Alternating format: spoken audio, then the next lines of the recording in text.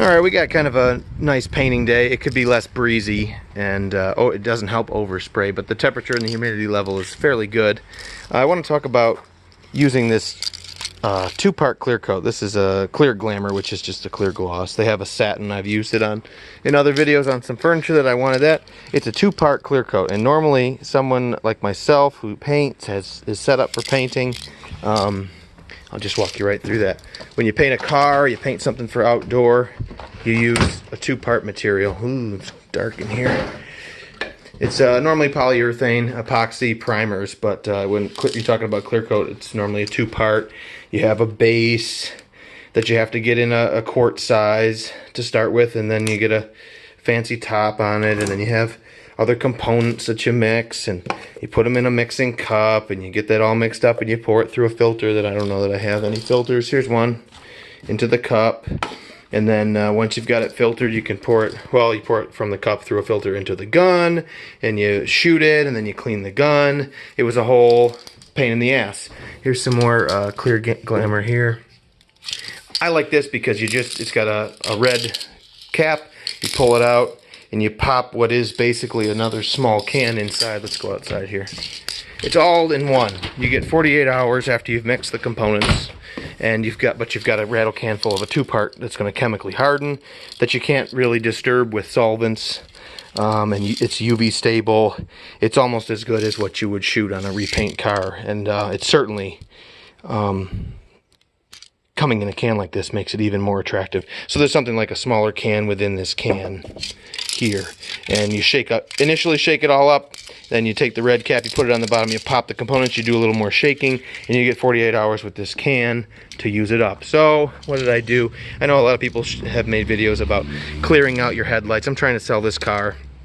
And the idea is that when headlights are factory new, they are clear and they have a UV protective coating on there, and that breaks down from sandblast abrasion going down the road, and ultimately UV also gets the better of it, and then they start to yellow, and then you go to Delta Sonic or whatever, you do it yourself, you polish them all back up again, you get sanded all up to like 2000, and you put a rubbing compound and you put a little wax on there, but it doesn't take long, within a year or so, and they go back to being in rough shape. So what did I do?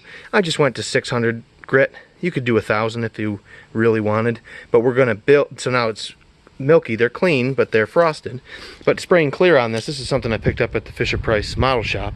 You don't have to sand to a polishable finish and then clear coat. You can rely on adding the clear coat to fill in all these little it's like a little tilled field, like a little plowed field, microscopically speaking, which is diffusing the light, which is making it not clear. But if you can imagine, when you build up a surface of clear coat on, you fill in that texture and it gains a smoothness, and then there's a clarity that you get. It's like if I were to lick that or something, you would gain that too. Long story short, didn't have to do much sanding, and we're going to rely on the two-part clear coat to give us our full clarity. We're not going to wax protect it or anything. We're just going to use a material that's as good as the clear coat on your vehicle for outdoor, and that's going to be a real good quality way to do sort of a hack job, I suppose. Instead of buying new headlights, they're 120 bucks each, so all these things are a part of you could pull them out of the vehicle, you could shoot them with a real two-part in a gun, you could go the extra mile, but this is a really excellent way to do this, and it doesn't call for toothpaste or polishing compound and wax afterward, and you won't be sad for 5 to 10 years.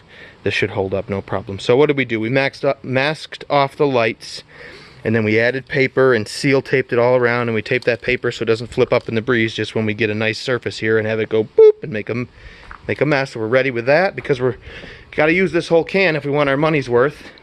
I've got 3 of 4, I don't know where the 4th one is, but these jewel centers for the Ford truck are dingy. It wouldn't hurt to put some on there.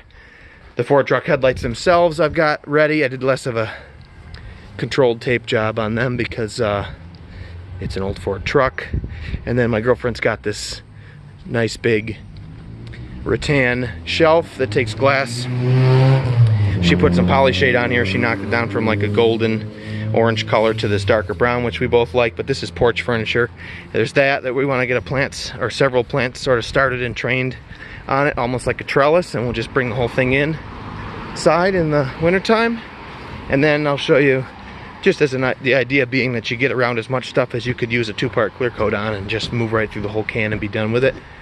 So we're gonna do, this is all just bric-a-brac and side of the road picked stuff, but this is a really fun rattan plant hanger that I will get a coat on also, because you know we water this guy and the water drips down here, and it's just better to have a heavier catalyzed plastic coat on there rather than just brush on air dry polyurethane. This is urethane, polyurethane is urethane. They're all in the same family, like kingdom level, you know, plants and animals at that point. But like anything, these chemicals can be refined down, like petroleum products, what have you. So you get down to phylum, genus, species, and now we're talking about a different species of urethane. This is a catalyzed version. There's the type that you brush on out of a can for floors or for woodwork. There's urethane foam, like Great Stuff, that's polyurethane. There's lots of different within the family of urethanes. It's all very different. So let's get it gets a little esoteric, but the idea is this Max 2K, not 2X. There's 2X clears out there that's just 2 times the buildup. They just puke out a lot of clear coat that's lacquer or otherwise solvent based, and then that dries out and leaves you with the coating. But you want 2K, 2-part. This is a great brand as far as I can tell. This is what I've been using and have had a lot of great results with. 2 parts. There's the part 1 and the part 2. You mix them together inside of here, and then a chemical reaction happens, and actually just in a couple hours after I shoot it, it will be as good as done, good enough to go down the road or whatever, which is pleasant also. So that's just a little tip for things that are going to be outside that you really want to protect from the UV.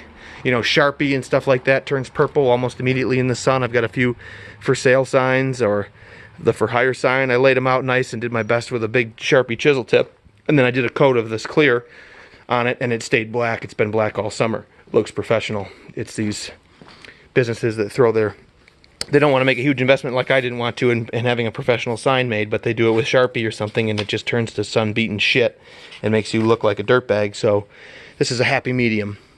And we'll, I suppose, make a second video and just look at everything once it's been clear coated. Alright, stay tuned. We'll see ya.